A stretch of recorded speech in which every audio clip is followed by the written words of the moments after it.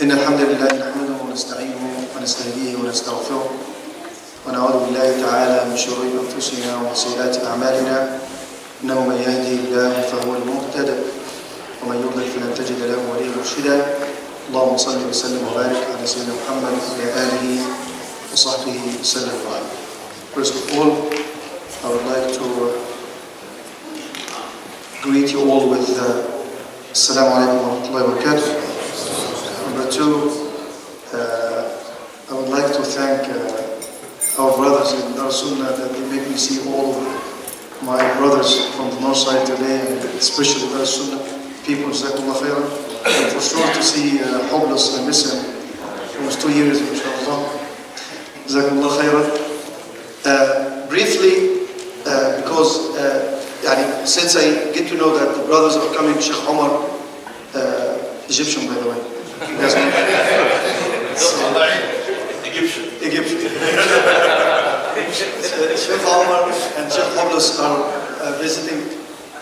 You have an announcement? We do. We need to, because there's sisters that want to come downstairs, so we need to free up that Hoblos so that the women can come down here and ask all the brothers that are here to come here. Okay. Anybody in the extension, please move to the.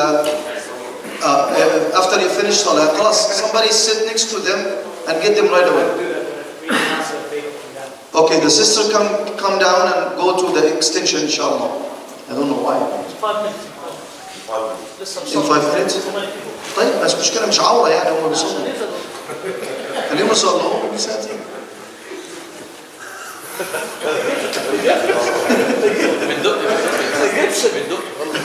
بندقي. طيب ولا من باب احنا جيران يعني. طيب. So يعني سبحان الله يعني it came like that. Last week we were talking me and Ra'id Jazallah Khair about يعني what should we do when the shuyukh comes, and it's our honor that we have them today with us inshallah ta'ala. And then I talked to Brother Mohammad Al-Banna. All of you guys know him. He's been active in the community for years and years, and we had the same discussion. I remember in the Christmas Eve, and I promised the brothers at that night that we need to continue and work and follow up on the same topic, which is the Muslim identity. So it came to my mind that I believe that the best person or the best people to talk about the Muslim identity in the West is somebody who was active actually with the youth, who has been around the youth a lot, who's working, who's worried, who's like us, thinking, what should we do? If you feel, as I said on the member today, if you feel that you're safe, you're wrong. If you feel that you're okay, you're wrong. You have to be always think about your identity, being a Muslim, living in a non-Muslim country, with due respect to all the laws of the land that we have to follow, but at the end of the day, I have to respect and give the preference all the time to my religion and to my identity. The main identity, as I said today, on the Day of Judgment, your identification will be your religion, nothing else. So without any further details, I'm going to be giving the microphone to Brother Al-Banna to highlight quickly in a few minutes what we already discussed, to put you guys all on the same page with us. And I believe that night we had Sheikh Yahya with us also talking about the importance of preserving and keeping the Muslim identity. This is going to be Brother Al-Banna, and then the shuyukh, they will find who's going to speak first. It's up to them, and then we'll go from there, inshallah ta'ala. Assalamu alaikum, bismillah ar-Rahman ar-Rahim. I would like to thank the MC Masjid for the cooperation, and also Jazakumullah khair to the shuyukh to come to this beautiful city, cold city, but it's a very good city, inshallah.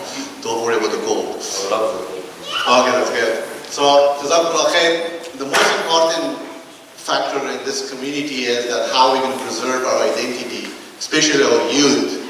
I've been working with youth in the past 20 years. We have seen a big change in the life of the youth. So alhamdulillah, we discussed very detailed, and we're going to continue with this topic because it's very important for people that young families in here. That's how important that how you're going to maintain that identity if you're Muslim. So sometimes we say we are biased, we are always calling Muslim, but to give you a little bit, Eric, one of the writers here, he said, Identity crisis lead to crime. Identity crisis lead to crime. So you have very huge identity when you see your life. So to give the Shuyukh a little background of the city of Edmonton, 36% of the crime in this city committed by the youth. 800 houses was broken, the crime was done by the youth. So it's not a thing that we, the Muslim community, are protected from those crimes. This is going to come. This is how you're going to be involved. So let's work together, inshallah, to build up some kind of strategy that we can, inshallah, build up a strong community, especially with our young generation, because that's important. And also to let the Sheikh know the history of our city. The first masjid built in 1938 in Edmonton. So hopefully the brothers take you to the Fort Edmonton to see the old Al-Rashid Masjid there. And also 1871 the Muslim arrived in Edmonton, in Canada, and there was more than around 700 Muslims at that time. So alhamdulillah, we are growing. Let's for the growth we need some kind of strategic tools and things that we're going to keep our youth away from the troubles, and alhamdulillah to keep also our identity. We should give that identity to our kids that they will be proud of it. So without further ado, I'm going to turn to the Shuyukh, inshallah. I don't know who's going to start. Sheikh Sharif going to make the decision. So inshallah ta'ala, the setup will be, inshallah, we'll listen to our Shuyukh, average 15 minutes each, and then we'll go to a discussion panel question. If you guys have any concern or questions, I think they're ready for that, inshallah ta'ala. We'll go with Sheikh.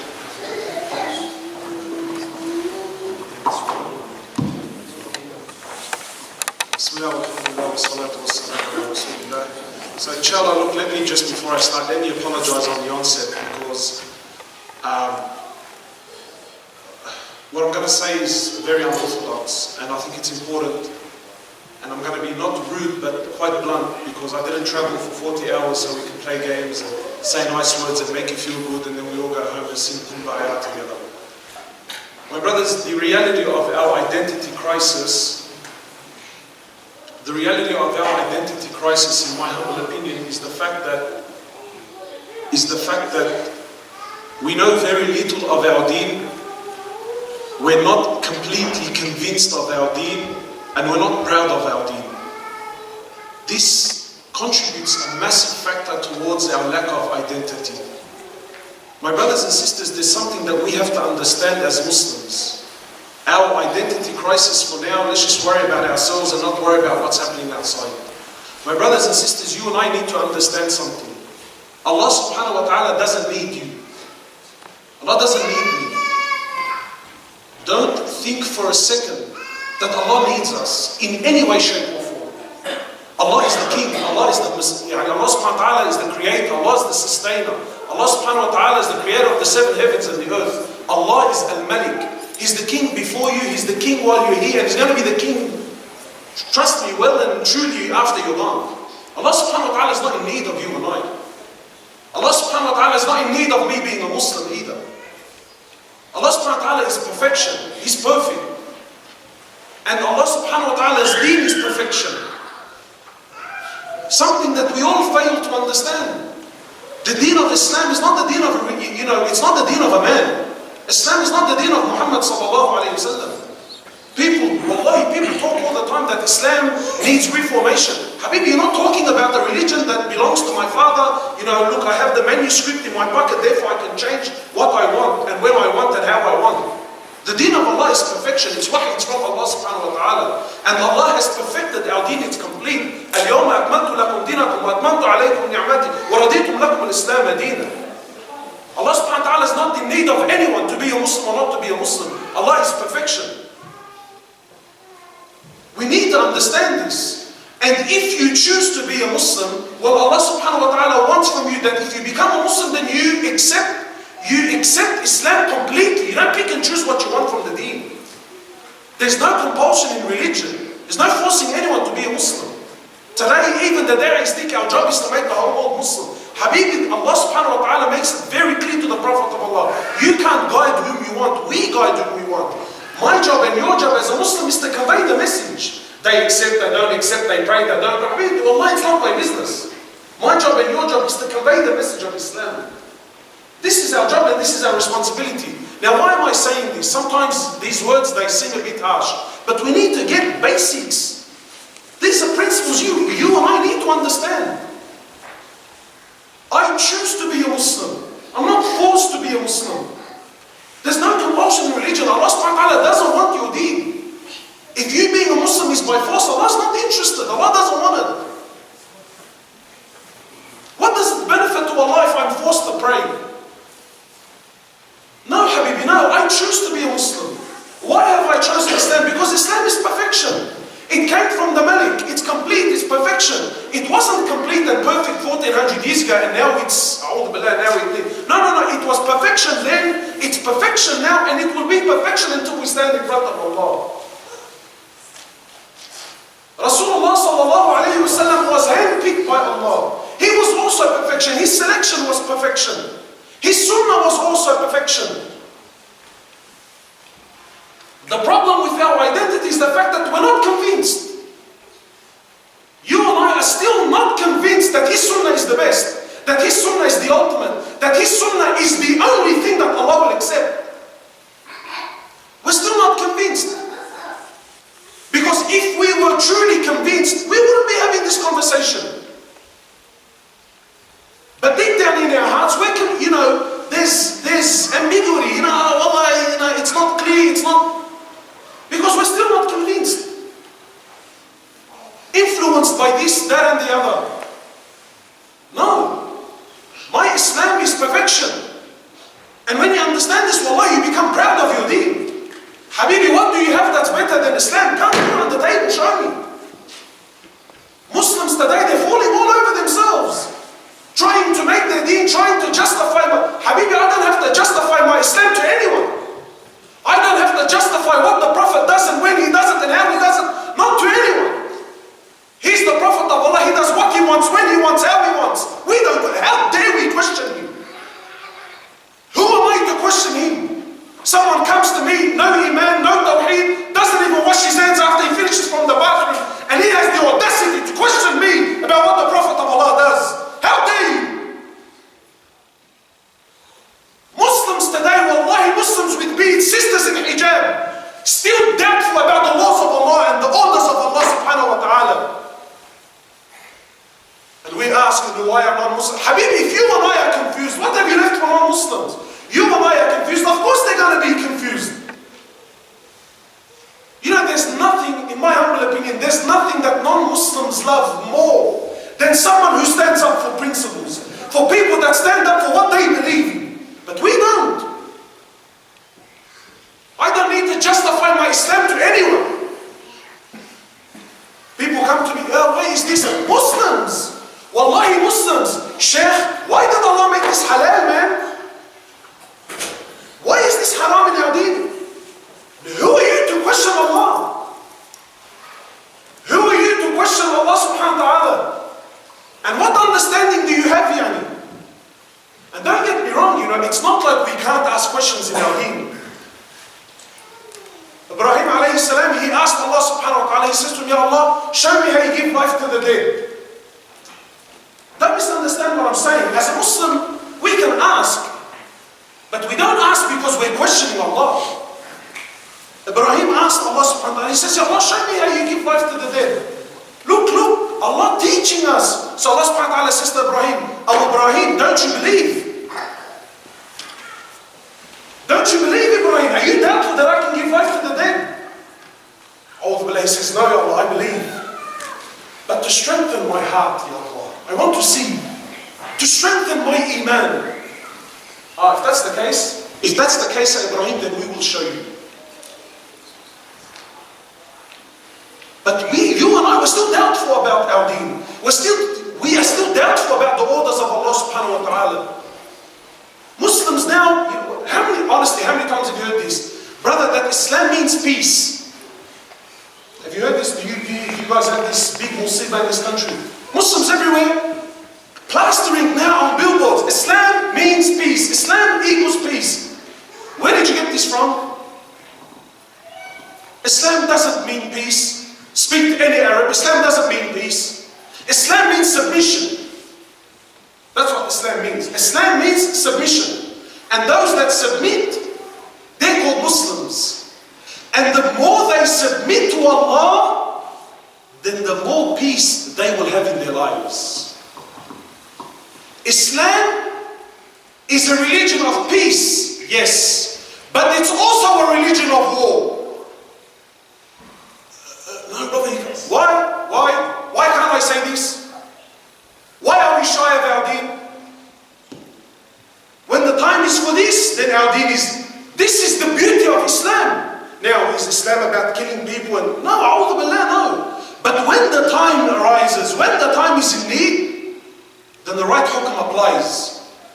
Yes, Islam is a predominantly peaceful religion. It's about spreading love and peace and this, that, yes. But when push comes to shove, then there are other hukm, there are other rulings of Allah subhanahu wa ta'ala. Today you and I, we're not proud of this. We're shy. We've painted Islam in so many different colors. Even Muslims are confused now. What's our deen about anymore? No one knows anymore. Muslims, Habibi, forget, wallahi, Muslims are questioning the Prophet of Allah. We're scared and we're terrified. People are shy of their names now. Muslims are now hiding their names. Why? Why? What name do they have that's better than ours, yani? Tell me.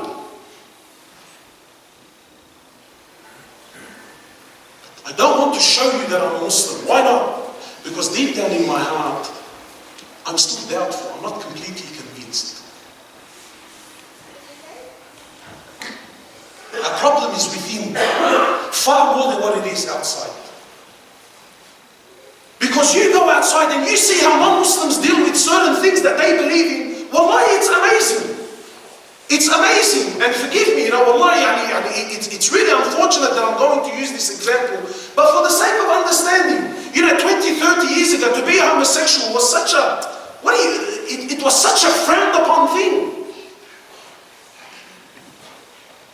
But they used to celebrate, I don't know if you have it, we have it in Sydney, they have this yearly, it's called the Mardi Gras. Do you guys have it here?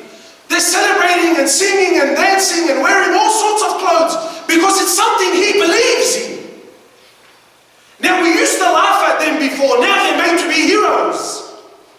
Why? Because he was persistent on what he believed in. They didn't sacrifice what they believed in. You and I, we do want to sacrifice. We want to compromise. We want to know, brother, we need to apply wisdom. What wisdom? This is my deen, this is my Islam, this is my honor, this is my sharaf. This is what I live for, this is what I died for. What do you want me to compromise? The deen of Allah, the sunnah of Muhammad sallallahu alayhi wa sallam, for what? And the question is really, for what? I would rather die on my feet, establishing the deen of Allah, than to live on my knees. We're not proud of our deen, we're not proud of our Prophet, we're not proud of his sunnah. This is causing us major problems. And the truth is, give me something that's better, wallahi, if there was another solution, if there was another way that was actually doing better than Islam, wallahi, I could understand. But what is there? What is there? Look around the world, point your finger in any direction. In and out today, people think that if we got rid of Islam and we got rid of Muslims, that everything will be fine. Would it really? Give me a country where depression is not on the rise, anxiety is not on the rise, sexual abuse towards children is not on the rise, suicide is not on the rise. Show me where! Crime is not on... Where? Show me! Just point the finger! Show me which direction! Where?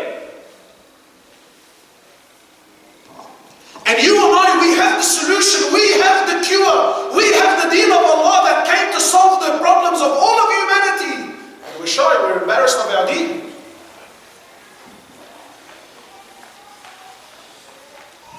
What do you live for?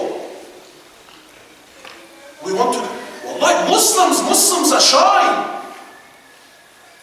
Now of course, I never speak speak like this in public. I'll never speak to non-Muslims. No, please, my brothers, don't misunderstand. We show love and we show hikmah and we show wisdom. Because that's also the sunnah, that's also this is also from the identity of Rasulullah sallallahu alaihi wasallam. But we need to put things in perspective. It harms me more when I see a Muslim questioning the order of Allah than when I see someone that doesn't know the deen, doesn't know Rasulullah, doesn't know Allah, doesn't know Quran, and he's confused. He doesn't faze me, wallahi, he doesn't bother me. But the Muslim, who sometimes his name is Muhammad and he's questioning the laws of Muhammad, sallallahu alaihi wasallam, what's wrong with us? Give me something that's better. We heard you Muslims, that you cover your women, that this is oppression, and that you people are backwards, and what do you do? Wow, man. We cover our women. This now is the big deal now. You cover your women. Yeah, but why do they have to cover their face and why? Why, it's amazing. It's amazing. There used to be a time when men had sharaf, they had ghira. The Muslim men, anyway, forget. There used to be a time when, Omar ibn al-Khattab, imagine the ruling came down from behind a man. Omar ibn al-Khattab, he didn't sit right with him. That how can the wives of Rasulullah sallallahu alaihi wasallam, the mothers of the believers, the women who were made haram permanently on the ummah anyway, he didn't sit right with him. That how can our mothers be exposed to men? Which men, The most honorable and the best of men. So he came to the Prophet of Allah frustrated. This is something we don't have anymore. It's called ghira, it's called jealousy. It's long gone now, this is extinct. Today now the brother has a nice photo with his wife, puts it on WhatsApp, it's his profile pic. We're in love. You and your wife. You and your wife. But they said, yes, Habibi, yes, openly. He knows every person that looks at it. He's looking at your wife and you know it. It's alright. Ghira, it's gone. Why do you have to cover? It's funny. You go to any man, any person on earth, anything that's valuable is covered. Anything that's valuable, it's covered. Your money, where do you put it? On the front window? Your jewelry, where do you put it? On the front window for everyone outside to see? Where do you put it? It's covered. It's in a safe. It's locked up. It's in a black velvet box. And we all understand, brother, it's valuable. It's precious. Habibi, our women are more precious to us than your jewelry and your money. We cover our women not because we're backwards, because they're the most precious thing we have. That's why we cover them. Not anymore. It's backwards. Jihad. You can't say jihad anymore. People buckle. Brother, please don't say, Masjid's going to get closed down. Why? Why are you shy? Now, of course, like I said, I will never speak of it. I don't walk outside publicly and talk about this stuff. But you need to understand, we're not convinced. Does Islam have jihad? You're damn right it has jihad. Oh, why? Habibi, give me a nation on earth that doesn't have a defense league. Give me a nation on earth that doesn't have a defense league. Forget when an invading army, refugees, Syrian refugees, people that were running for their lives when they came, people attacked them. Syrian refugees were attacked for trying to seek asylum. What does that say about that nation? That when an army comes to invade you, that you're going to throw rose petals at them, No, every nation has a defense force. Why? When the time comes, if it happens to be wet. No. Muslims, no, we don't have jihad. La habibi, yes, we do have jihad. And our jihad is more honorable than your jihad. You fight for resources and this. We fight to establish the deen of Allah subhanahu wa ta'ala. We don't fight for anything else. You want to talk about what's right and what's wrong? Come, bring your jihad and compare it to my jihad. Maybe if we spoke a little bit more about the true jihad, not the jihad on TV, not the jihad that the CNN wants to show me, not the jihad of some young guy on YouTube with a little beard and his opinion. No, the true jihad, the jihad of Muhammad sallallahu alaihi wasallam. Let's talk about it more. Maybe we will learn some decency. Come, look at the deen of Allah subhanahu wa ta'ala, the Prophet of Allah and his companions. How many times when you go to fight them, if you imprison them, you treat their prisoners like you treat your army. feed them from what you feed your army. Don't touch their women, don't touch their children, don't touch their monks, don't touch their priests. Don't burn their trees, don't harm the livestock. Don't touch their schools, don't touch their hospitals. Come, let's talk, let's compare.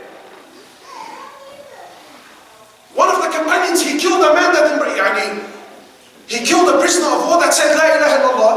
He killed him, he said, no, that is a liar. The Prophet of Allah, he says to him, you killed him, and he said the Shahada. He said, the Prophet of Allah, he said it to save his life.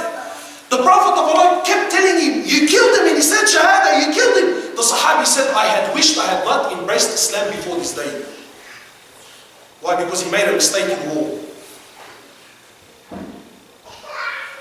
They walked in, you see, with a suit and tie.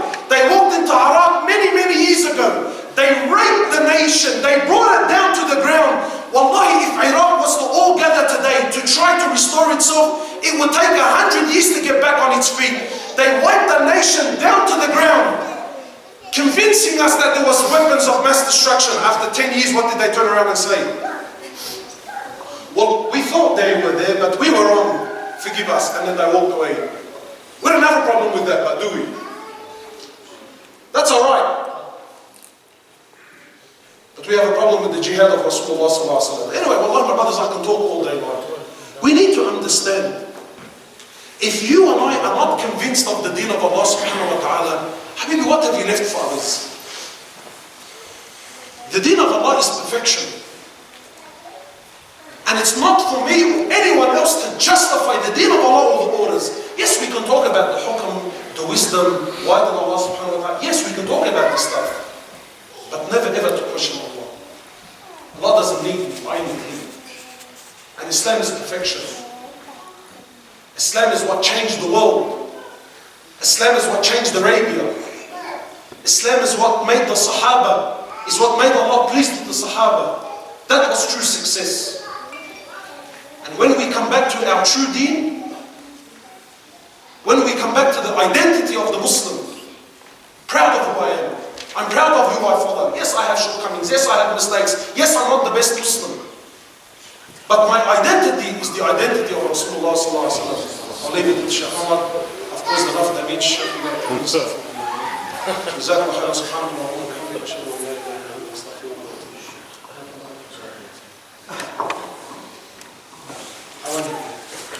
إليك. بسم الله الرحمن الرحيم. نحمده سبحانه وتعالى ونستهديه ونستغفره ونعوذ بالله تعالى من شرور أنفسنا ومن سيئات أعمالنا. من يهده الله تعالى فلا مضل له ومن يضلل فلا هادي له. وأشهد أن لا إله إلا الله وحده لا شريك له وأشهد أن محمدا عبده ورسوله وصفيه من خلقه وحبيبه. بلغ الرسالة وأدى الأمانة ونصح الأمة وكشف الله عز وجل به الغمة وجاهد في سبيل ربه حتى أتاه اليقين. فاللهم صل وسلم وبارك عليه وعلى آله وأصحابه أجمعين. أما بعد. Alhamdulillah, my brothers and sisters in Islam, as we heard, mashallah, Brother Mohammad, he spoke about this submission to Allah and His Prophet. That's very, very, very important for all of us, my brothers. Without this submission, the person will never reach what Allah subhanahu wa ta'ala has planned. You will never reach what Allah subhanahu wa ta'ala wants from you. And my brothers, to move on, to go a bit deeper in the topic, we have to understand that all our deen depends and relies on this submission. Depends and relies on this iman, on this belief. Really, my brothers, when you think about identity, why do people change their skin? Why do people act differently than who they really are, or choose to change who they really are, or what they really belong to? People do that because they seek honor in this world. Why does a person dress in a certain way? If you ask anyone, now brother, why are you dressed as such?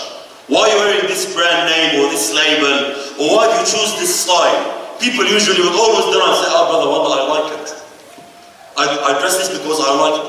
No one really wears or puts a skin on, my brothers, because he likes it. People wear because others like it. In every store that sells clothes or shoes or whatever, what's the most important piece of furniture in the store, it's a mirror.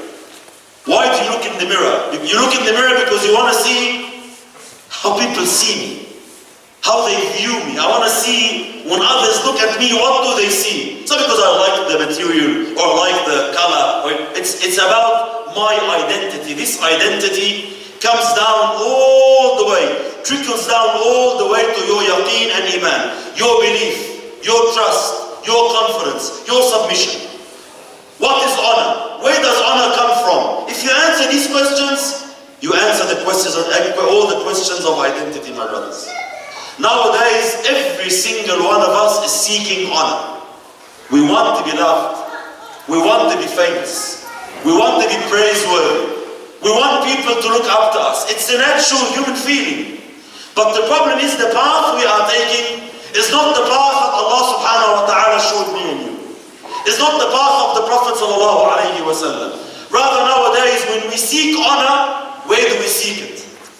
We seek it in what we call in every society, in every community, there are those, we call them the elite, the decision makers, Like say fashion, for example. What's nice? What's beautiful now? In clothes now. What's fashion? What's beautiful? Who decides what's fashion this year? What's fashion this spring? Who decides, For example, it's known in the world that Paris is the capital of fashion, for example.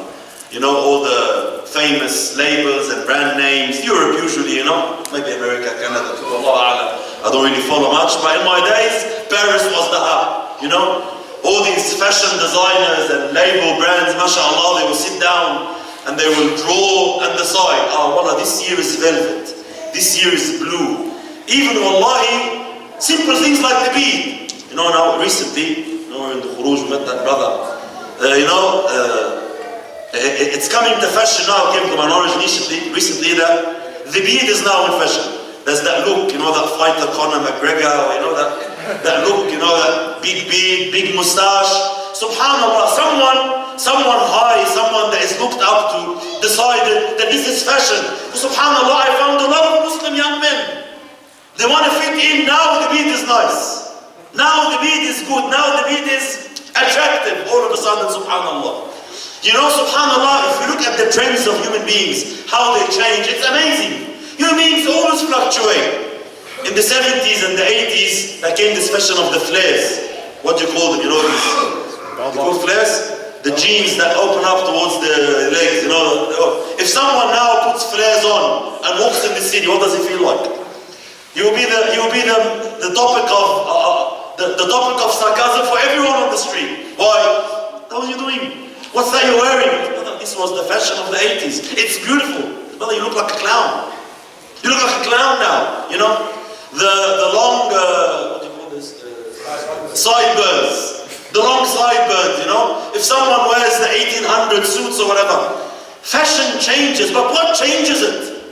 What changes it is certain elite in society that decide they dress in a certain way and all of a sudden everyone follows. And unfortunately, my brothers, Muslims in their separate and different communities, they also fall in the same trap. They believe, if I wear like this, if I act like this, if I live like this, I am fashionable, I am looked up to, I am happy. And this is embedded in the hearts of millions of Muslims, brothers. This is why you want honor, you go to the gym. If I get a six-pack, muscle, the boys understand, of course, what I'm saying, Wallah, you want honor, what do you go? What's that, man? You have a kirish. Look at that belly, look at that gut you have, Subhanallah, now you go, six-pack, steroids, whatever, get good, look good. Now, everyone looks up. Martial arts. When Bruce Lee movies came out, all of a sudden, all the boys on the street were punching, little sandbags and trying to break coconuts with the fingers. Why? Because, khalas, if I know martial arts, if I have strength, if I have power, if I have this, I'll be honorable. I'll be successful. I will fit in. Especially for migrant communities that came and Muslims living in the West, Canada, Australia, we have the same problem. People came here, my father's weird accent, I want to fit in. So I want to talk an accent better than the accent of the locals. I want to dress up and beat them in their own game, sort of attitude. Why? All of this comes down to to the yaqeen and trust. The false corrupt yaqeen and conviction in your heart that if I have this in my life, I will be honorable. But Islam came, my brothers, to destroy this at the roots. Allah said in ayah, a verse in the Quran that me and you read, but unfortunately the words enter from one ear and leave from the other. Allah subhanahu wa ta'ala said a very long time ago, Man kana yuridu al-izzah. Do you want honor, my brothers? Do you want izzah? Do you want the help of Allah, the nusra of Allah, the honor of Allah Azza wa Jal? Man kana yuridu al-izzata falillahi al-izzatu jami'an. Honor is the creation of Allah Azza wa Jal. Allah honors whoever He wishes, and Allah debases and degrades whoever He wishes. يُعِزُّ مَنْ يَشَاءُ وَيُذِلُّ مَنْ يَشَاءُ. Any other means, my brothers, any other means, brothers or sisters, of honor. You seek honor in your education. You seek honor in your talent. You seek honor in your clothes, your fashion, your style, your knowledge, anything, any other path of knowledge other than the path of Allah, subhanallah. Watch carefully and see any celebrity in this world. Means of dunya always die out. Reasons of honor in dunya, they always change. Look at the celebrity, a star. I don't know which movie stars are out now, but let's say the star of the stars now is a certain actor or actress. All the lights, all the camera, all the glitter and glamour is all surrounding her or him. Give them a few years, what happens to them? The stardom of dunya always descends. It peaks, then what happens? After it peaks, it goes down. Subhanallah. Then directors and, movie industry will come. You are the soul, mashallah. You took the major role in the movie. You are the star of the movie. Then they start giving you father roles, mother roles. After I was the star, the celebrity. Subhanallah, stardom always dies. This is the quality of dunya, my brothers. Stardom in it dies. You can't take means of dunya. You're rich, you're famous, mashallah. After a while, you are worthless. You have no value. No one, you're a history class. But the izzah of deen continues. The izzah from Allah, the honor from Allah, my brothers, continues. It follows you from this world to your grave, to the hereafter. The true izzah, the real honor is being in a state where Allah subhanahu wa ta'ala is pleased with you. Someone like Bilal radiallahu anhu. Look at Bilal radiallahu anhu, my brothers. In his time, a time of slavery, a time of racism, he was a black Abyssinian slave of the 3rd degree. No, even slaves had ranks. Bilal was the worst rank, radiallahu anhu. But Allah subhanahu wa ta'ala blessed him with the deen of Islam. Allah honored him, raised him because of this deen.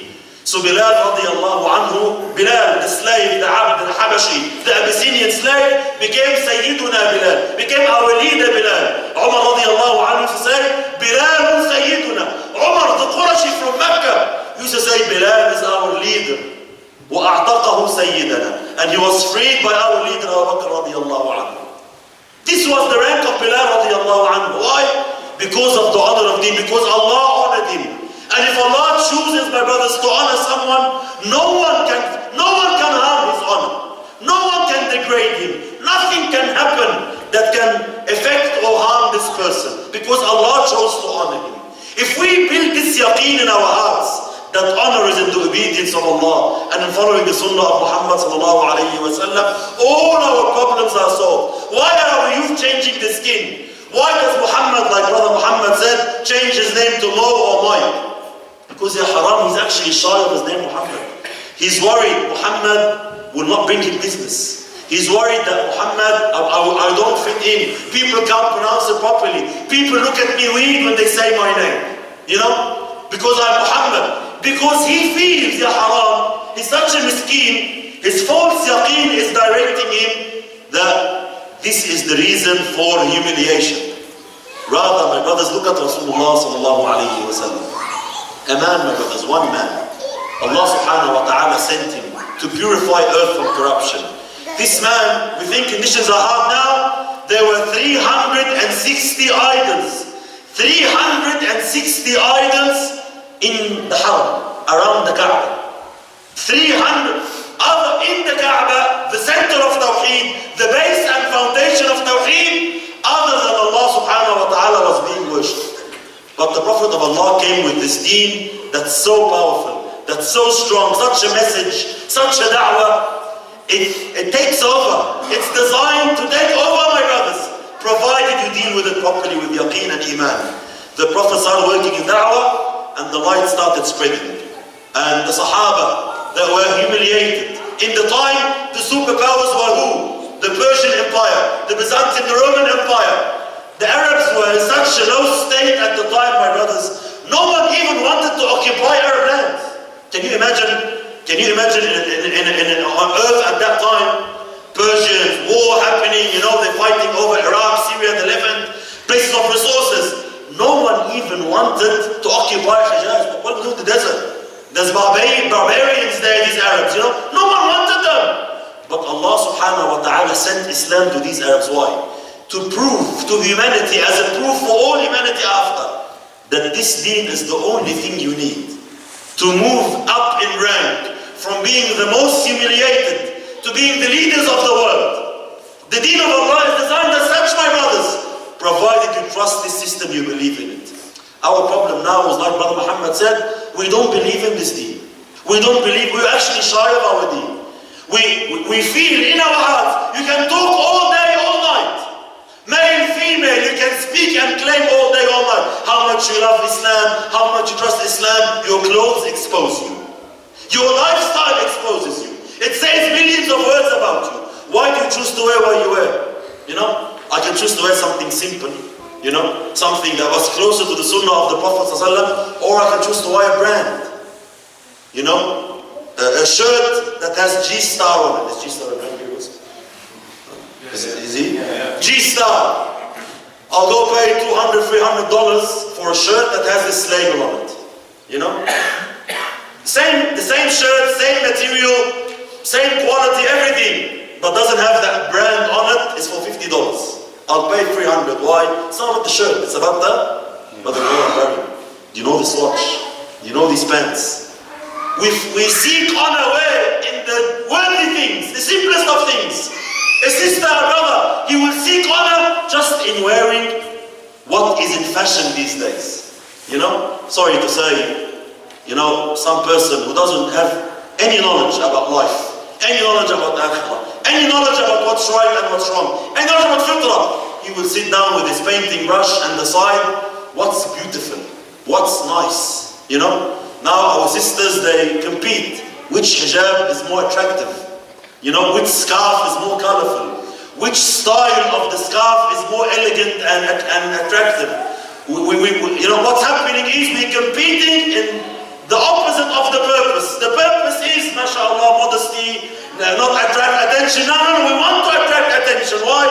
The whole point of why we wear is to attract attention. The guy goes, wears some clothes, why? His purpose is to attract attention, my brothers. This is why we say it all comes down to your yaqeen. Where is your yaqeen? Where do you seek honor from? If you believe that honor is in deen, all your problems are solved. The story I will finish with, inshallah, because Sheikh Sharif is telling me that time is running out. Did I say? You said by the phone. The Mashayikh say, my brother, subhanallah, that Umar ibn Khattab radiallahu anhu was, Allah Akbar, such a leader, such a Khalifa. They're very, very famous stories.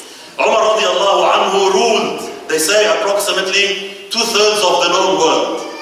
2/3 of the known world. But he was a Khalifa that had iman. He knew that who gives izzah? My clothes. What did Umar radiallahu anhu wear? What was his clothes like? He used to wear a jubbah that had 14 patches. He used to, if his abaya, if his jubbah got cut, well, I'm not chucking the rubbish bin. Now we have a little thread hanging out. A'udhu billah, how can I wear this? My image. Little thread. No way, that's rubbish quality, khalas. It has to go back to the rubbish bin. Give it to Syria, send it to the poor. That's how we deal, But me, I have to wear the best of the best.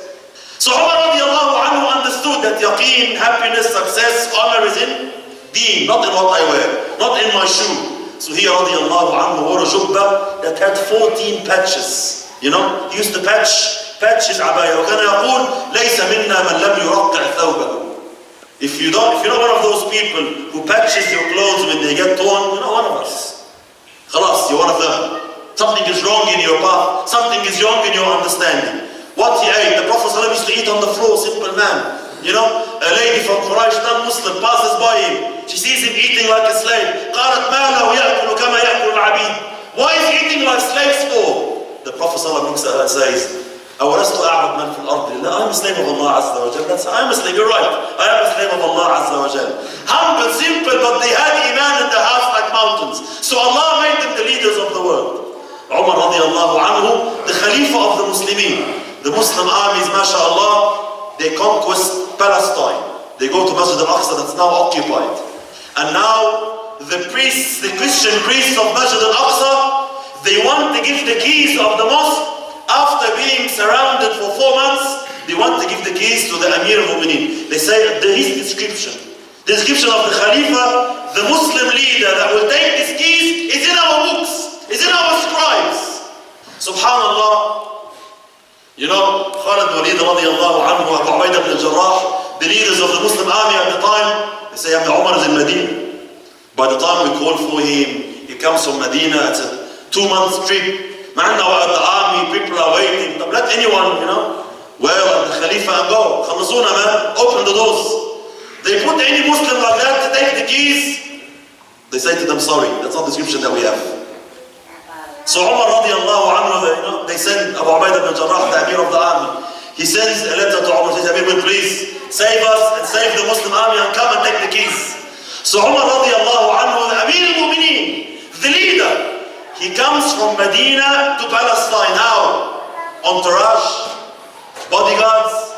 He comes radiallahu anhu, him and his slave on a donkey. Him and his slave, his servant on a donkey. Sometimes Umar rides the donkey and the slave walks. And sometimes the slave rides the donkey and Umar radiallahu anhu walks. And they're coming like this, a month's trip. In the sun, in the wind, whatever it is, in the dirt, in the sand. When they arrive, before they approach Bayt al-Maqdis, whose turn is on the donkey? It's the slave's turn. So Umar radiallahu anhu puts the slave on the donkey and enters Palestine, enters Bayt al-Maqdis in this state. Who meets him? Abu Ubaidah ibn Jarrah radiallahu anhu. The Amir of the army. He meets him on the door. Umar, please, what are you doing? He goes, these people, the people of dunya, the people of money, they've seen Herakl, they've seen the Roman kings. How am I going to convince these people that you are Amir al-Mu'mineen? He goes, please, we will get you a nice Turkish horse that dances. We will get you a jubba worth that much, you know, to convince them. We sent someone, they didn't believe us. So Umar ibn Khattab radiallahu anhu pushed Abu Ubaidah in his chest. قال لو قالها غيرك يا أبو عبيدة. If anyone else said these words other than you, لجعلته نكالا لأمة Muhammad. I would have made a lesson out of him for the Ummah of Rasulullah. Then he said this famous statement that is on our tongues but not in our hearts. قال كنا أذل الناس. We were the most humiliated of people. فأعزنا الله بالإسلام. Allah honored us. Allah gave us rank. Allah gave us rank in people's eyes because of this deen. And if we seek honor in other than this deen, Allah will humiliate us. This, my brothers, is what happened to us in our time. Nowadays, we seek honor in our clothes. A Muslim seeks honor in his shoe. A sister seeks honor in her bag, the bag she's carrying, the phone cover you have. This is where I seek honor. So what did Allah subhanahu wa ta'ala do? Allah humiliated Muslims. Now we are the cheapest blood, the cheapest honor, the cheapest people in the world, people of no significance. 1 million Muslims will die, they won't even make the news. One non-Muslim passes away, all the news, all the coverage comes. Someone in Paris passed away. Someone was killed in a terrorist attack. Maybe there's millions that are dying every day. No one cares. They're useless, they're insignificant. This humiliation, don't think that this humiliation is because these people are strong. This humiliation is because we have left the reason of honor. If you want honor, my brother, my sister, the only way of honor is the way of Allah Azza wa Jalla, the Sunnah of Muhammad sallallahu alayhi wa sallam. We ask Allah subhanahu wa ta'ala to make us from those who practice what they hear. نسأل الله سبحانه وتعالى أن يجعلنا من الذين يستمعون القول فيتبعون أحسنه. سبحانك اللهم وبحمدك أشهد أن لا إله إلا أنت أستغفرك وأتوب إليك. جزاك الله خير شيخ عمر, جزاك الله خير شيخ محمد. The message that I personally got from Brother Mohammad Hoblos today is when we talk about identity, we have to think, not to think, to believe in our religion, in our deen, that it is perfection, and to be convinced. And sometimes we cheat ourselves. You know what? I'm convinced, but your behavior does not does not say that. You know, the way that you behave, it doesn't say that you're 100% convinced. And if you're not 100% convinced, you're not going to be able to represent the religion as it should be. Sheikh Omar, Jazakallah Khair, also highlights a very important point, which is don't change your skin. Don't hide your identity, and don't risk your identity to please anything or anybody or anything, or to be close to anybody. Don't look for honor. If you're not getting it from your religion, you will never get it from anywhere. Today, after we talked about the identity, the Muslim identity in the khutbah, I got a very nice comment from one of the brothers, and this is going to be the start of the discussion, inshallah ta'ala, that a topic like that is not a topic of solutions. He came and said, Sheikh, you're not giving us solutions. Because you can't give us solutions. It's a topic for discussion. And through the discussion, you will decide the solutions for yourself. I will decide the solutions for myself. He will, she will, everybody will look for solutions. At least you're aware of that. At least you know what, when somebody comes to you and say, we were talking, me and one of the brothers right before Isha, that it's very shameful when you have a leader in the Muslim community somewhere, a leader in the Muslim community, and their kids or their children non-Muslim anymore. They're not Muslim anymore. This is what you have to be always thinking of. I know you're praying 5 times a day. Inshallah, you're always in Dar Sunnah. Inshallah, I see you all over there, right? Not all of you. Yeah, you pray. You have a big influence on your family and your kids. But do you think about the generation to come? Are you responsible or not? Are you responsible for people that will come from you, inshallah ta'ala, or not? So inshallah ta'ala will open the Isha, inshallah, will be at 9:30. We'll make Isha a little bit late tonight, inshallah ta'ala. Maybe 8:15 or 8:20, inshallah. They pray anyway, the north side, 8:30, right? What time you guys pray? 8. You guys pray 8 like us. But the Rashid people, they pray 8:30. 8:28. So inshallah ta'ala we'll pray around 8:15, inshallah ta'ala, just to give a room for discussion, because I want to hear the reaction of Sheikh Omar and Sheikh Hoblos on like some concerns and questions that the brothers have today, inshallah ta'ala. So we'll start, and please, I don't want a brother coming and say, what about if I pray Isha and then I forgot the surah, forget about all of this. Focus on the identity. I need you guys to be with us on the same page. Questions or concerns or comments about the same topic, the preserving, keeping, protecting the Muslim identity in mental. Just be specific about yourself, about what concerns you. Inshallah, I'll start with the questions for the sisters. If you want, if you have any question, again, the sisters, if you have any question, text it to 780-680-3719. One more time, 780-680-3719. Inshallah, if you have any question for the sisters, inshallah ta'ala. Any brothers? Anybody has question? Khaldun is here. Tfadal, Khaldun.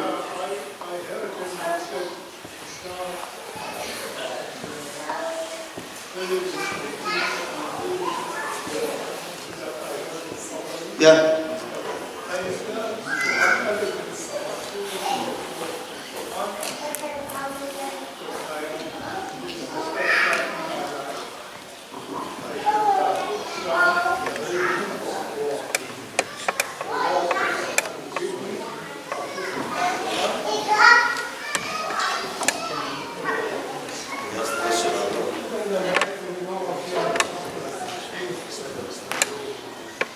Assalamu alaikum.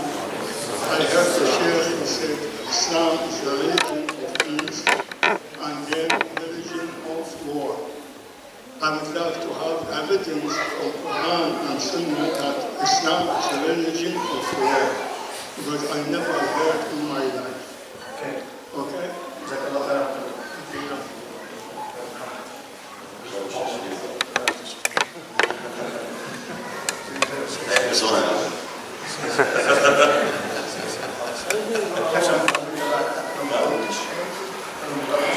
لا يعني I think what I will answer on behalf of Brother Mohammad, if you don't mind, because he's angry and violent, so I'm worried that ever, you know, Masjid al-Nur, the member, we have it, mashallah, praise, but here I don't think this table is strong enough to handle. طبعا there is no doubt amongst the ulama of the Muslimin that jihad, fighting, qital, is part of our deen. That's what he is referring to. When he says Islam is the deen of peace and war, he is referring to that in some situations there's peace, in some situations there is war. You're referring to the terminology, technicality. We mean war, harb. You mean yani. That's what he means. We understand the point that you're trying to make.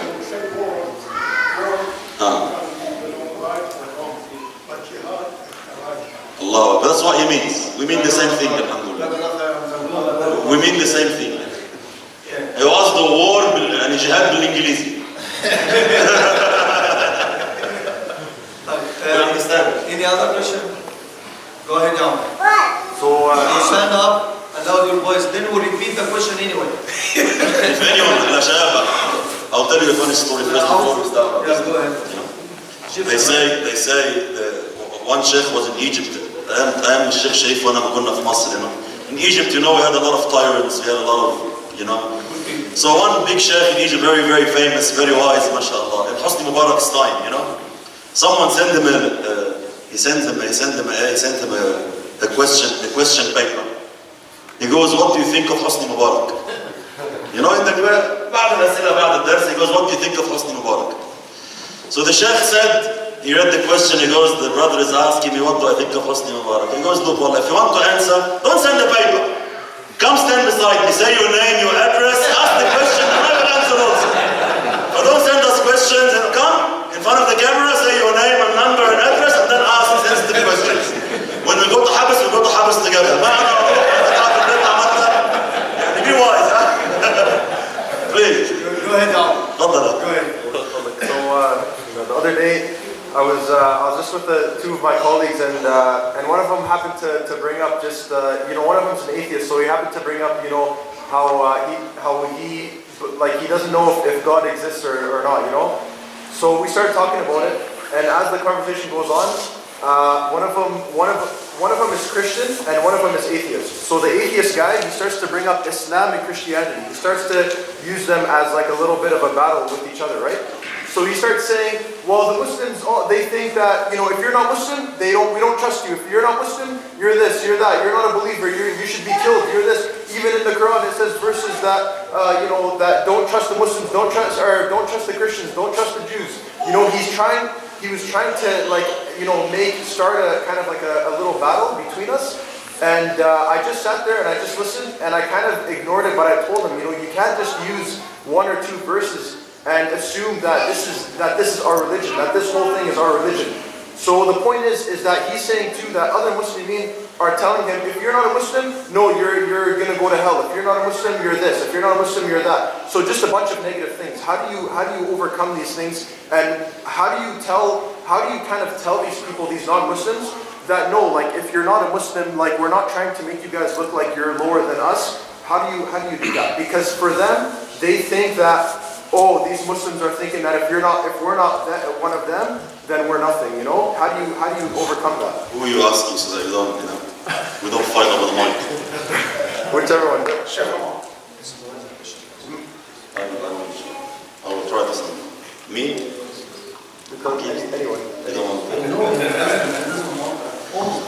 alright. So the brother is asking, I'll repeat the question because maybe people didn't hear the question. The brother is saying that he was in a certain situation where a debate was happening between an atheist, a Muslim and a Christian.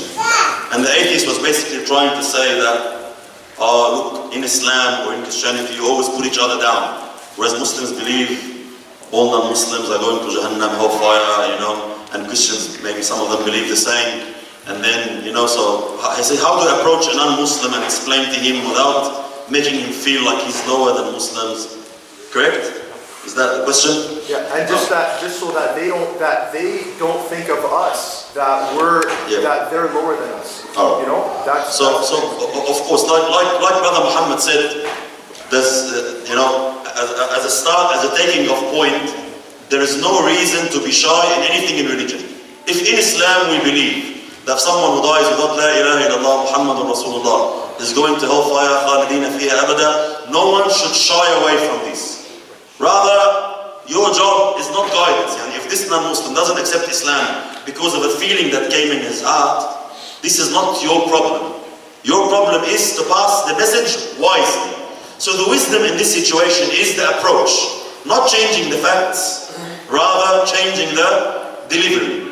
I can say, bloody non-Muslim, you're going to burn in hellfire, man. When are you going to wake up to yourself? That's an approach. Or I can say, look, we were like you. We were all the same boat. There was misguidance on earth. And Allah subhanahu wa ta'ala sent Prophet Muhammad to save humanity. Most religions believe, in Christianity it's the same feeling, same belief. Or if I don't believe in this, if I'm not worshipping this God, why do I expect this God to give me anything on Judgment Day? I denied him all my life. It's just justice. So rather than changing facts, Wallahu a'lam, just change the delivery, the packaging. You can say the same sentence, the same information, but say it in a nice, polite, humble way. And you can say it in a haughty, arrogant, pompous way. Wallahu a'lam. But facts are facts. Don't change the facts. Wallahu a'lam. I have a question here. It's very important actually, and it reflects the purpose of the whole discussion from one of the sisters, I believe. جزاكم الله خيرا to the شيوخ. تكرما أريد في خطوات عملية كيف نزرع في أولادنا الفخور أو الافتخار أو الفخر بالدين. So their sister is asking, again, that's the main purpose of the whole thing. The sister is asking the brothers, the shuyukh, she needs in practical points, be specifically what are the things that she needs to do to let or to make her kids be proud or feel proud Muslims. I believe that we all have the same struggle. We all. If you don't have the same struggle, you're angel, and your kids are angels. We all have the same struggle, especially when we live in a non-Muslim environment. So I'll leave that should be with Hoblos.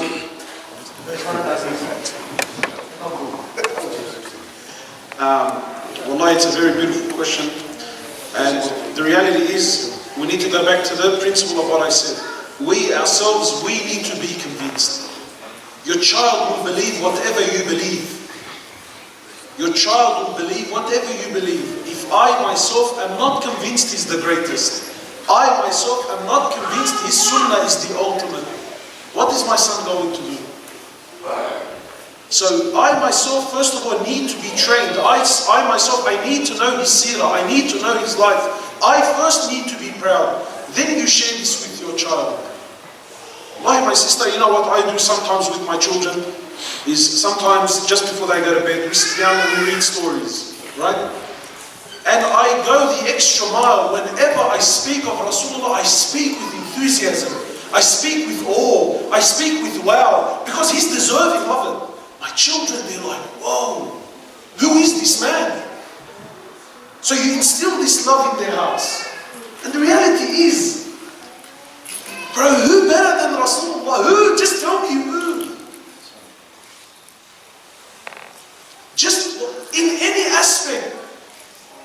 The way he loved, the way he forgave, the way he taught, the way he came, the way he went, everything about him is in awe.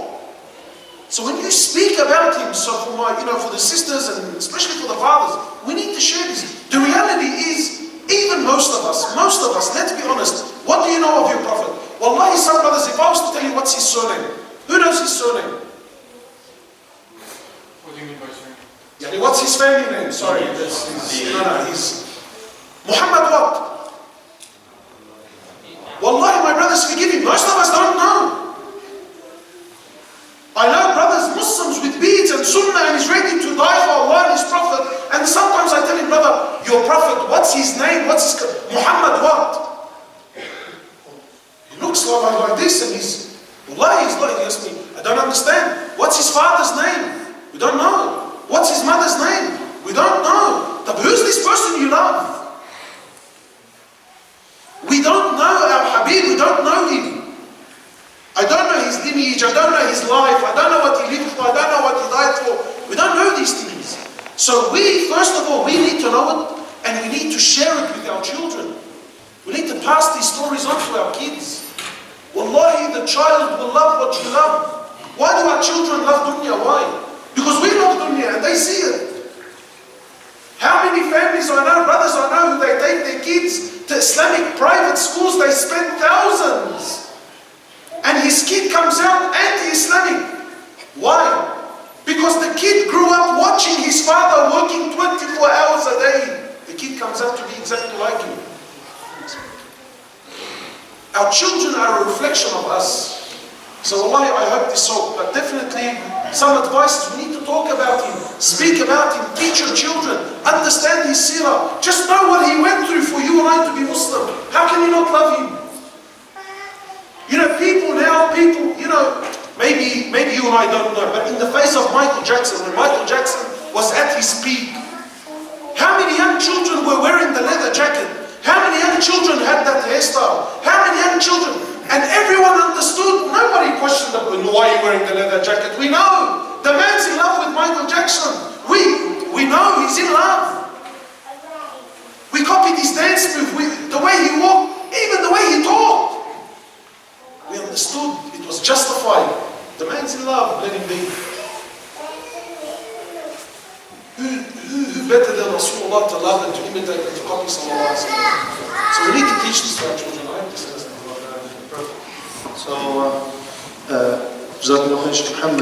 So it's about, if we're looking for points, so education, finding the alternative education for our kids, and always setting up the example that we should follow, which is for sure the Prophet ﷺ. Another question from the sisters, which is, mashallah, it's a very, very, very good question, and I'm going to be referring it to Brother Omar, Sheikh Omar. How can our Muslim children keep, by the way, if we're talking about children, the brothers from Muslim Kids TV, Michael Milo's here, he has a booth outside, right now in the lobby, check their training materials. They have good stuff for kids anyway. How can our Muslim children keep their identity if all what they see in the media, books, TV shows, movies, games, etc., what can parents do? What can the community do? Who should be responsible?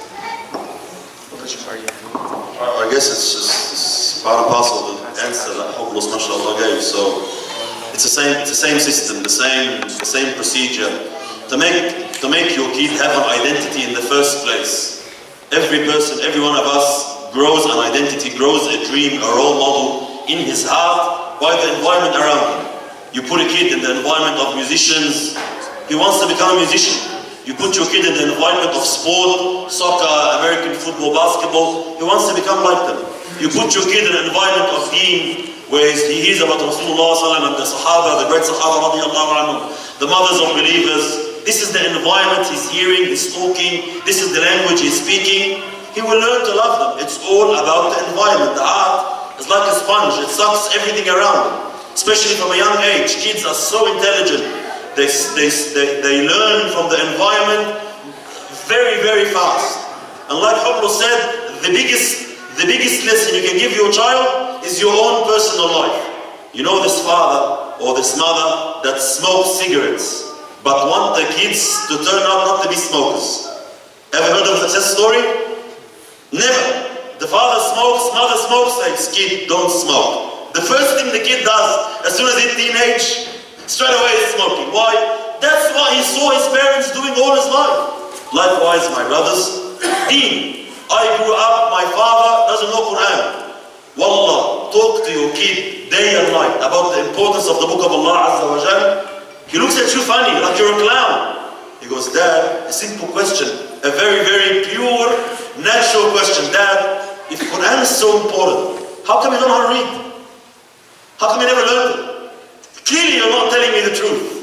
This is how kids learn, by your actions, by your lifestyle. So if I want my kid to have love of Sahaba, identity of Islam, I have to decrease exposure to these things. You make your kid watch movies, even, Wallah, I'm being very honest with you, superhero movies. Superman, Batman, look at the kid what happened. He watches Superman, Batman, straight away, Baba, Mama, can I buy the Superman dress? No one says to the kid, please wear it. The movie itself did that. He saw Superman flying, blowing red laser from his eyes, killing people. Everyone loves him. That's what the movie does. It creates a hero in someone's heart. If you want your kid to have an identity of Islam, you have to build the hero. Unfortunately, he can't see Rasulullah, he can only hear about him. Who's going to teach him about him? Who's going to tell you about him? You can put him in the school and expect miracles to happen. Doesn't work that way. Every single day, as a household, as a family, mother, father, children, have to sit down on daily basis. 15 minutes, half an hour, like we eat, like we drink, like we sit down on the sofa as a family. We sit down and read about Rasulullah, about Sahaba, about the mothers of believers. Hoblos, mashallah, he made it very clear. We don't know the lineage of Rasulullah. But even, maybe some of you, because I saw some people saying, oh, I know. Let's make the question a bit harder. Who can list the mothers of believers, your own mothers? Who can say confidently, the 11 wives the Prophet ﷺ married in his life? They are your mothers, the mothers of believers. Muhammadur Rasulullah, Allah subhanahu wa ta'ala praised him, raised his rank. And Allah said, and the mothers, the wives of Rasulullah are the mothers of the believers. The majority of Muslims in our time, and I can say this confidently because I've tested many crowds, they don't know the names of their mothers. Now try to convince your daughter one day, that these people are the best people. Mom, what's her name? Mom, anything about her life? We know nothing. Grown up men know nothing. So clearly, my brothers, like we said, we can say we love Deen, we can say we love Sahaba, but our actions, our knowledge, our lifestyle points exactly in the opposite direction. If I was to say to the boys here, who can list 50 actors? 50 actors. Can you give me 50 actors' names? Some boys will say, well, I'll give you 100. I know too much, I know, but I don't know. هذول بيسمعوا لك 100 واحد. He will say, which one do you want? 70s, 80s, 90s? How about pop stars? Yeah, give me. Which one do you want? Which type of music? Rock, rap, R&B? He will ask you. How about sports people? We will know. Soccer players, football players, he will know. طب name 50 Sahaba. I love them. They're the greatest. They're the best people in the world. What was his name? What's this guy's name again? The one that, he heard the story when he was there. So if you want your kids to love, you have to love. You have to show this love. Sit down, talk about this love. Less exposure to a non-Islamic material, more exposure to Islamic deen and Islamic environment. That's the solution. So the parent are responsible for sure, as we got from Sheikh Omar, and the responsibility of the community, I believe it's something that everybody feels. And I personally believe that this is part of the mission of many brothers here in the community. That's why this is one of the initiatives that we've been working on with the brothers from Dar Sunnah, is like talking to the community, reaching out the community, raising the awareness, and this is one of the main topics that we need to keep talking about it. So the community should work more and more on that, to raise the awareness and to present solutions and to get knowledge from the knowledgeable people from different parts of the world. I have a question here. I don't know if that's relevant or not, but I have to say it anyway. Can we, confirm that men and women need to marry to fulfill their deen based on other things rather than solely on looks, beauty / beauty? Many of both female and male today are waiting too long for marriage and are too selective. Hoblos is ready for marriage if anyone is. Take this question. Allah, you got red? It's rare that you went on the show. I'm red because I'm going to get athlete from my wife. Alright, so what exactly is the question? She's asking, she said, is it she or he? Anyway, yeah. They're asking you, why is so much focus on beauty and looks rather than other reasons for marriage? It's making marriage hard. Why is... Because you look around you, everything's become about looks. Everything's become about appearance. No one cares anymore about internals. And most marriages, I don't want to sound like I'm having a stab at beautiful people, but most people that marry someone that's handsome or very pretty ends up having a miserable life. I'm not saying all good-looking people are bad to deal with, but because we don't care anymore. Wallahi, just like a while back, I went to the supermarket to go buy. I work for my wife, so I have to do the shopping. So I went to the supermarket, and I very rarely buy fruit. It's not my thing, right? Because I have no idea how to buy it. But I'm walking past these plums, the most amazing looking plums I ever seen in my life. They looked amazing. They were rock hard, and I like them, They just looked amazing. Anyway, so I grabbed the whole bag worth, I took them home, I put it in the fridge, because I like to have a cold. So the next morning, I was eager, I couldn't wait to... Anyways, I sat down, I washed these plums, I sat down, I grabbed the knife, I'm cutting it up, I'm coming to eat it. Lord, I put it in my mouth, and it's crunchy, but zero flavor, zero smell, zero taste. Looked amazing, but zero. And I felt so ripped off. The reality is, we're so concerned on how things look on the outside, no one cares anymore what's happening on the inside. Looks is important, let's not be, I don't want to be with an ugly person. Looks are important, but to what extent? Wallahi, to what extent? Actually, just yesterday I was saying to the Shaykh, I would happily sacrifice some looks for character. But I have an amazing looking person that's a deadbeat, can't put 3 words together. What good is that for me? What good is that for me? But we've become superficial people. Everything's become external. We look for looks because we don't have anything else. Looks is important. I'm not going to say it's not. It is important, but it's not the make or break. And yes, it has become, and wallahi, you know what's amazing? Look at the way the world is going. Look at the way sisters can't keep up anymore.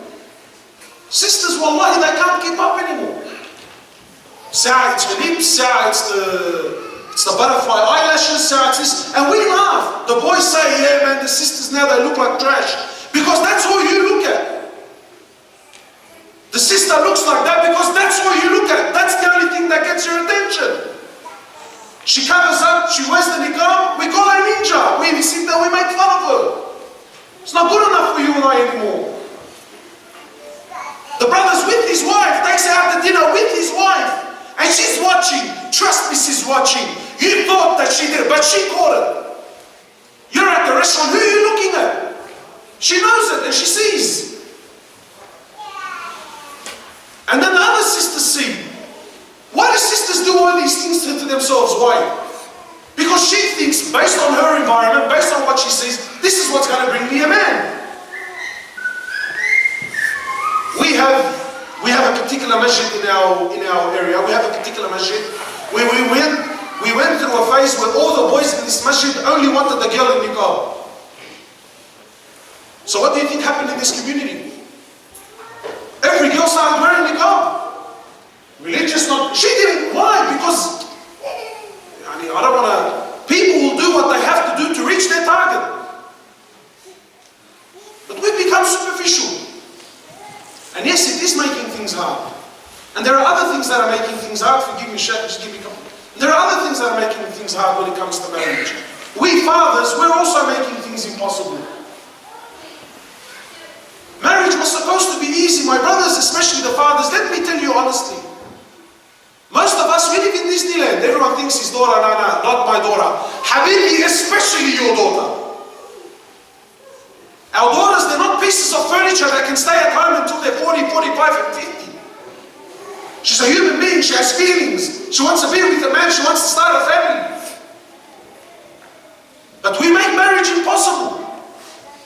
Today you come to ask for a man's, you come to ask a man for his daughter's hand, he thinks he's got Angelina Jolie sitting in his bedroom. Marriage has become impossible. That's putting aside our racism, that's putting aside our tribalism, that's putting aside all the other sicknesses that we have. Marriage has become impossible. Habibi, I want a car, I want a house, and what do you do for work, and how much money is in your bank account? And man, keep your daughter. Keep her. And then there are brothers, he has a sister. He knows his sister is ready for marriage, but won't say anything. Fathers, he knows his daughter's reached 22, 23, and in my opinion, trust me, Habib, you're all in denial. Even the girl that tells you, no, I don't want to get married, she's dying to get married. I don't know. Why? Because it's in her nature to be with a man. It's in her nature to be loved and to be, to have her own home. Allah, it's in her fitrah. So the fathers, we're so naive, we're so blinded and foolish. The sister's 22, 24, 30, 32. No one's asking for a hand. Habibi, you go out and find someone for her. No. We have pride, brother. We have honor. We have... What ghira are you talking about? If you really cared, you would go. You would find someone. You would talk to people. I have an amazing daughter. I have an amazing sister. Brother, are you interested? I know a guy in the masjid. He's God-fearing. He works hard. He's a good boy. He's got good potential. Come and I'll introduce you to my sister. You can meet her. What are some people are looking at me thinking, bro, what the hell? What planet are you on? This is deen. We make marriage impossible. And then what's the price? What's the price? Haram is easy. Halal is becoming impossible. What do you think is happening, bro? Wake up and smell the roses, my brothers. Wake up. Stop living in Disneyland. Anyway, Allah, I can talk about time. Still have time. Okay, I have a question. Okay. We have time. Okay. نعم. سألت الله عن طبعا. تفضل. أنا أقدر أتكلم معك عن فتون.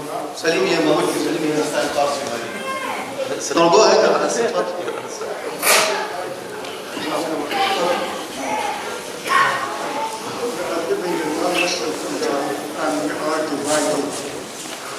But I'm not united. Why? If you think they are right, I think that wrong. We should know how to deal with each other to be one hand. But unfortunately, I've been here a long time, and I tried to put two groups together, I couldn't. Okay? That's because our understanding is Islam wrong. maybe I differ with you. Doesn't mean you are my enemy.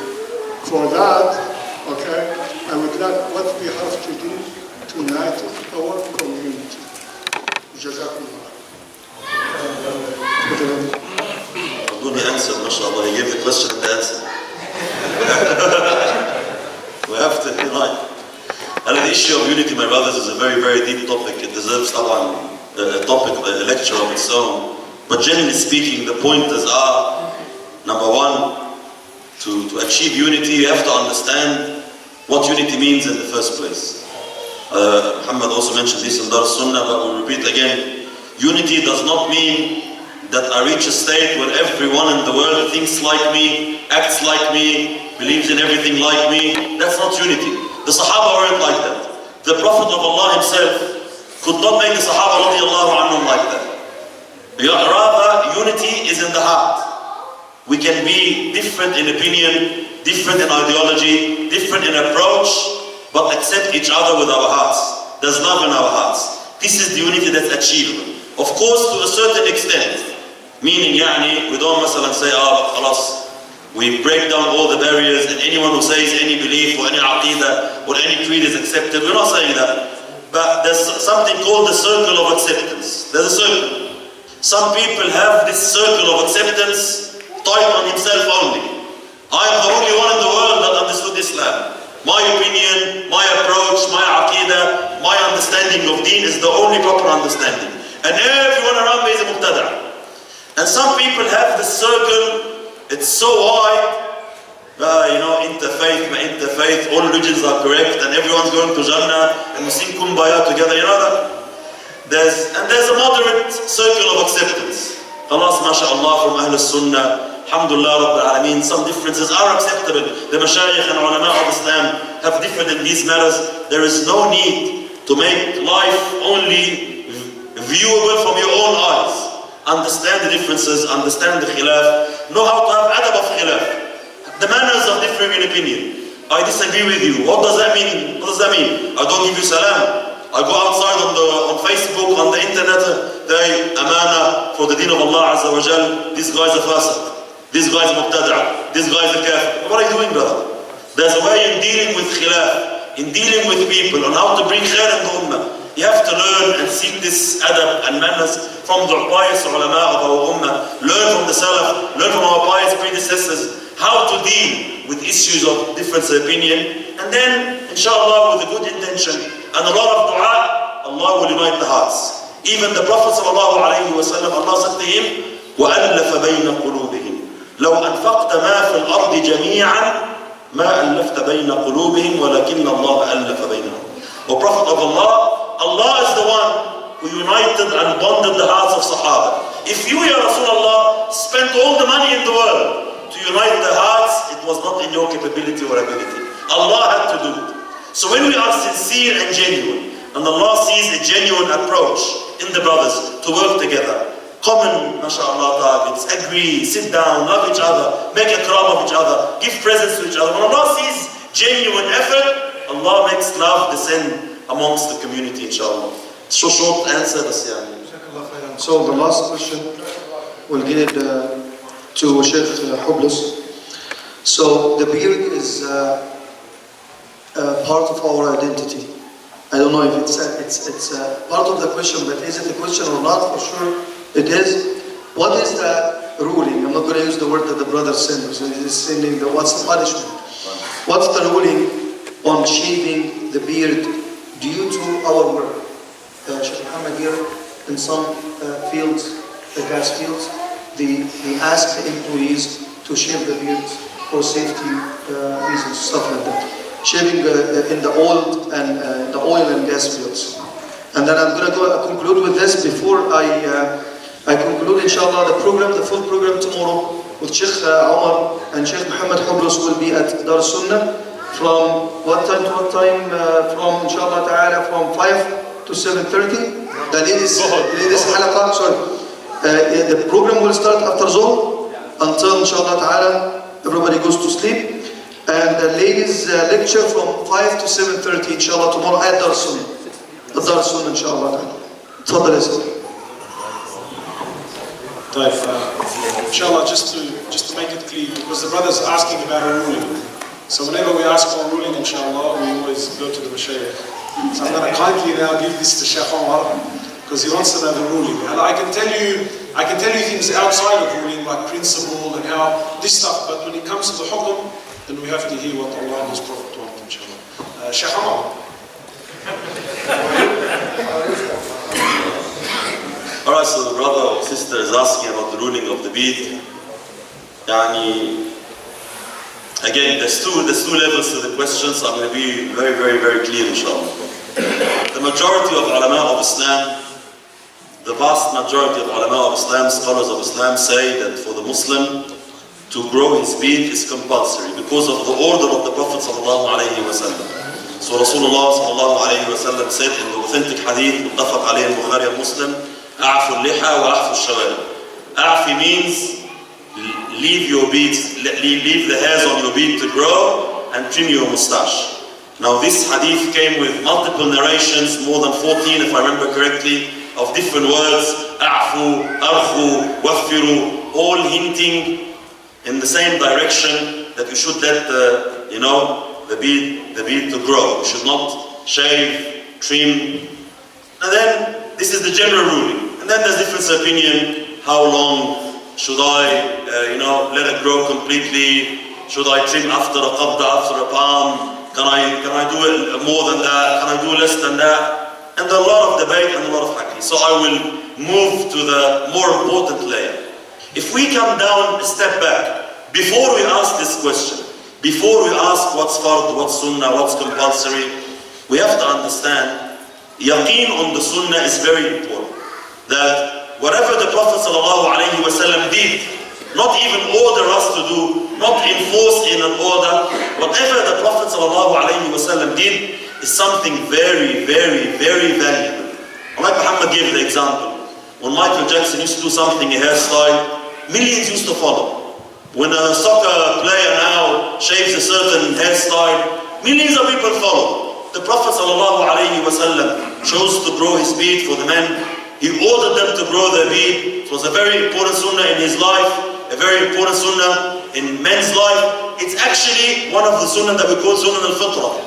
Meaning, in all religions, Jewish, Christianity, in all religions, men grow their beards. It's not something that's unique to Islam. It's the fitrah of human beings. Harun alayhi salam, Musa alayhi salam, قال يا ابن أم لا تأخذ بلحيتي ولا براسي. Men grew beards. A lion has a beard. A lioness has no beard. Very, very, very simple. The fitrah of a man is to grow his beard. Now regarding the specific ruling of a man in a certain condition. Wallah, my job, a situation, a security situation. These masail, they don't require generic rulings. They should not be dealt with publicly like that. In what sense? You should go to a shaykh, you should have a shaykh in your life that you trust, you deal with. He knows your circumstances. He knows what it means for you to not have a job, for example. The general ruling is, yes, it's fard, yes, it's haram to shave, but the specific ruling is something you need to have a chat with your personal shaykh.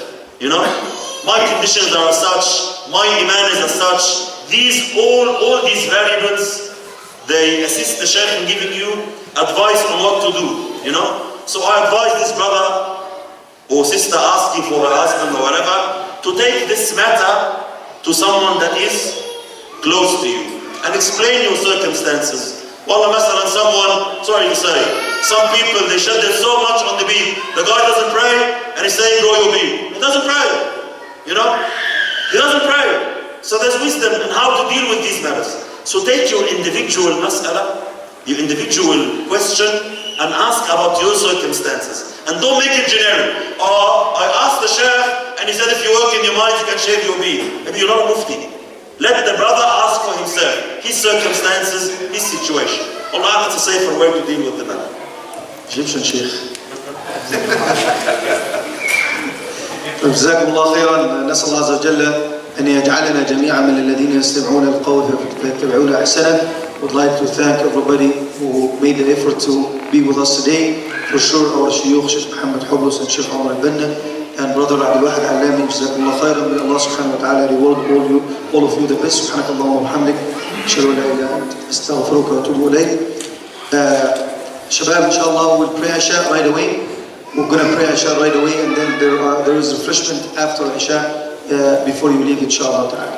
Okay, anybody wants to make a adhan for us today?